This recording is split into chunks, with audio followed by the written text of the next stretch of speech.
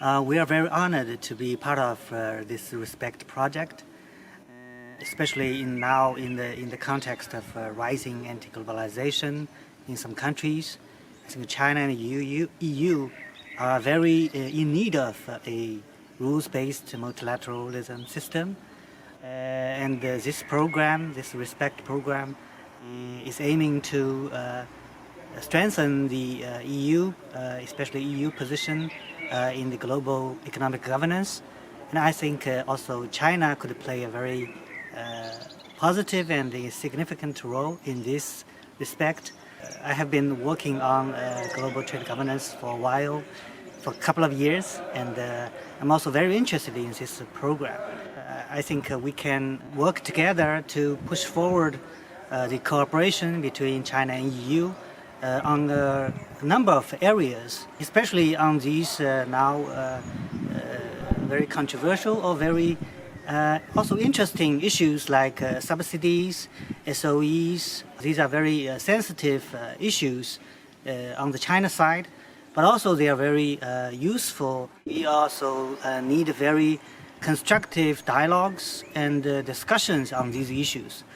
We cannot deny these problems, but we have to face them and start very constructive discussions. The EU and China share a lot of common positions and interests in promoting WTO reform. And in this respect, I also think that the two sides, especially the academic society of the two sides, should pay more attention, should invest more in the discussions on these issues. I believe that the cooperation of the academics, societies, and also the governments will contribute to the stable and rules-based global economic governance system. In the last 4 decades of China's economic reform and opening up, the EU has been playing a very, very important and positive role.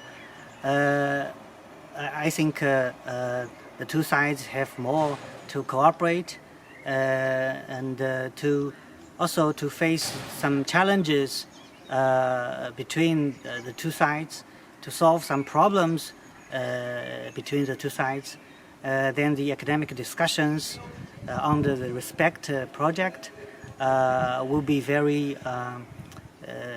useful and very valuable to promoting the further cooperations between EU and China. I wish myself and our institute could make more contributions to the RCEP project.